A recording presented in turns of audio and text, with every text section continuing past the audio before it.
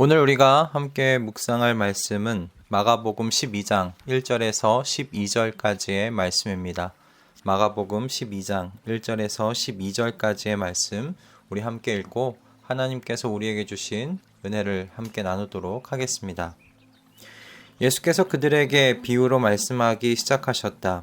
어떤 사람이 포도원을 일구어서 울타리를 치고 포도즙을 짜는 확을 파고 망대를 세웠다. 그리고 그것을 농부들에게 새로 주고 멀리 떠났다. 때가 되어서 주인은 농부들에게서 포도원 소출의 얼마를 받으려고 한 종을 농부들에게 보냈다. 그런데 그들은 그 종을 잡아서 때리고 빈손으로 돌려보냈다. 주인이 다시 다른 종을 농부들에게 보냈다. 그랬더니 그들은 그 종의 머리를 때리고 그를 능욕하였다. 주인이 또 다른 종을 농부들에게 보냈더니 그들은 그 종을 죽였다. 그래서 또 다른 종을 많이 보냈는데 더러는 때리고 더러는 죽였다. 이제 그 주인에게는 단 한 사람 곧 사랑하는 아들이 남아 있었다. 마지막으로 그 아들을 그들에게 보내며 말하기를 그들이 내 아들이야 존중하겠지 하였다. 그러나 그 농부들은 서로 말하였다. 이 사람은 상속자다. 그를 죽여버리자. 그러면 유산은 우리의 차지가 될 것이다. 그러면서 그들은 그를 잡아서 죽이고 포도원 바깥에다가 내던졌다. 그러니 포도원 주인이 어떻게 하겠느냐? 그는 와서 농부들을 죽이고 포도원을 다른 사람들에게 줄 것이다. 너희는 성경에서 이런 말씀도 읽어보지 못하였느냐? 집을 짓는 사람이 버린 돌이 집 모퉁이의 머릿돌이 되었다. 이것은 주님께서 하신 일이요 우리의 눈에는 놀랍게 보인다.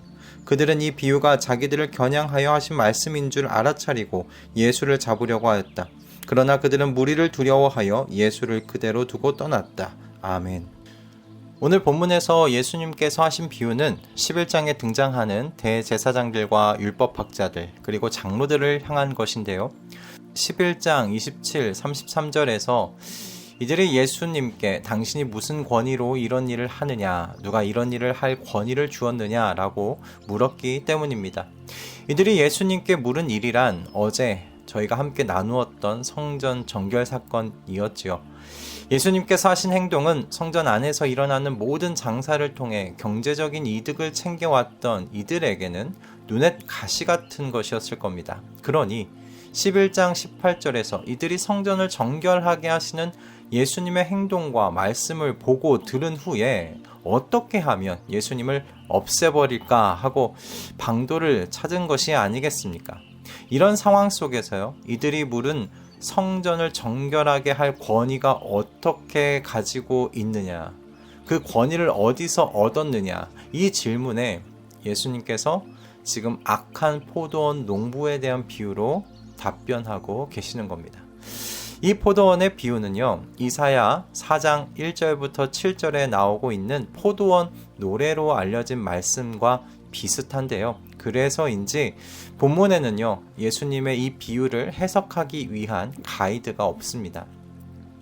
그렇다는 건 누구나 포도원을 일군 사람은 하나님이시고 이 포도원은 이스라엘이고 또 농부들은 이스라엘의 지도자라는 사실을 들으면 알 수 있었기 때문이라고 보입니다. 그리고 오늘 본문의 12절 말씀에 이 비유가 자기들을 겨냥하여 하신 말씀인 줄 알아차리고 예수를 잡으려고 하였다라고 기록되어 있는 걸 봐서도요, 이 비유를 듣는 모든 이들이 이사야서 4장 1절에서 7절에 기록되어 있는 포도원 노래를 잘 알고 있었다고 우리가 짐작해 볼 수 있을 것 같습니다. 결국 예수님께서 이 비유를 통해서 이스라엘의 지도자들에게 말씀하시려는 것은요, 그들이 하나님의 아들인 나를 죽일 것이다. 그런데 너희가 죽인 나 예수를 하나님께서 세워가시는 하나님의 집의 모퉁이 돌이 되게 하실 것이라는 말씀이십니다. 예수님께서는 이 비유를 통해서 이스라엘의 지도자들은 과거부터 자신들의 유익을 위해 하나님께서 보내시는 하나님의 종들의 말에 귀를 기울이지 않았고 심지어는 하나님의 종을 죽이기까지 하였다고 고발하시는 겁니다. 그리고 이들은 결국 하나님의 아들까지도 자신들의 이득과 유익을 위해 죽이고 버릴 것이라고 말씀하고 계시는 것이죠. 그리고 실제로 며칠 후 예수님은 이들의 손에 의하여 십자가 위에 달려 죽으시고 3일 만에 부활하셔서 하나님께서 세우시는 하나님 집의 모퉁이 돌이 되십니다. 이 비유가 그래서 좀 참 아이러니합니다. 사람들의 눈에는 하찮고 쓸모없어서 집을 지을 때 도저히 이 모퉁이 돌로 사용할 수 없을 것 같은, 그래서 버린 돌을 하나님께서는 하나님 나라의 모퉁이 돌로 사용하신다고 말씀하고 계시니 말입니다. 그래서 사도 바울은요, 고린도 교회에 있는 성도들에게 십자가의 예수 그리스도를 이렇게 설명하였습니다. 우리는 십자가에 달리신 그리스도를 전합니다. 그리스도가 십자가에 달리셨다는 것은 유대 사람들에게는 거리낌이고 이방 사람에게는 어리석은 일입니다. 그러나 부르심을 받은 사람에게는 유대 사람에게나 그리스 사람에게나 이 그리스도는 하나님의 능력이요 하나님의 지혜입니다. 아멘. 이 고난주간을 맞이하여서 성도의 신앙의 시작이 어디이며 성도의 신앙의 기초가 무엇인지를 다시 명확하게 하며 정리하시는 시간 되시기를 바랍니다. 우리의 모든 것은요, 예수 그리스도로부터 시작되었다는 이 사실을 잊지 마실 수 있기 바랍니다. 어떤 의미에서는 성도의 모든 것이 바로 하나님의 아들이신 예수 그리스도이십니다. 성도됨의 시작도 예수 그리스도시요, 성도로 살아가는 능력도 예수 그리스도로 말미암습니다. 여러분에게 예수님은 어떤 분이십니까? 구원을 얻을 때만 잠깐 만난 존재이십니까? 아니면 주일에 예배당에서만 잠시 만나시는 분이십니까?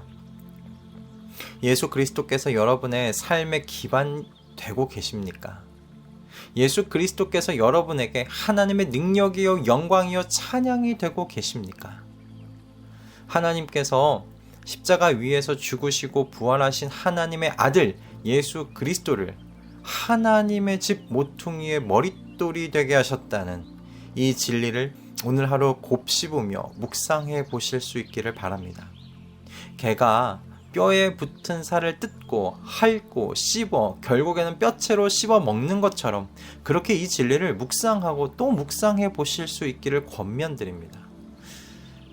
왜냐하면 그저 오늘 오전 잠시 20분 남짓의 말씀으로는 이 진리를 깊이까지 우리가 도저히 헤아릴 수 없기 때문에 그렇습니다. 여러분, 이 고난주간 동안 우리의 시작을 회복하십시다. 우리의 능력이 어디로부터 오는 것인지를 다시 한번 기억하십시다. 성도는 이 땅에 사람의 몸을 입으시고 십자가에 죽으시고 부활하신 하나님의 아들을 자신의 모든 것으로 여기고 삼고 그분 안에서 자라가는 사람인 줄로 믿습니다. 이 믿음이 저와 여러분을 최종 승리를 얻는 그 자리까지 이끌고 갈 줄로 믿습니다. 할렐루야. 기도하겠습니다.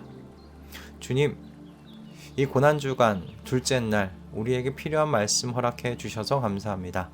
세상은 어리석다고 버린 예수 그리스도를 성도는 나의 모든 것으로 삼고 그분 안에서 자라가는 하나님의 자녀들이요 하나님 나라의 백성들인 줄로 믿습니다. 주님, 고난주간 나의 시작이 어디였는지 성도의 능력이 무엇인지 깊이 마음 가운데 심어 넣을 수 있게 하여 주시옵소서. 우리의 모든 것 되시는 예수 그리스도의 이름으로 기도드립니다. 아멘.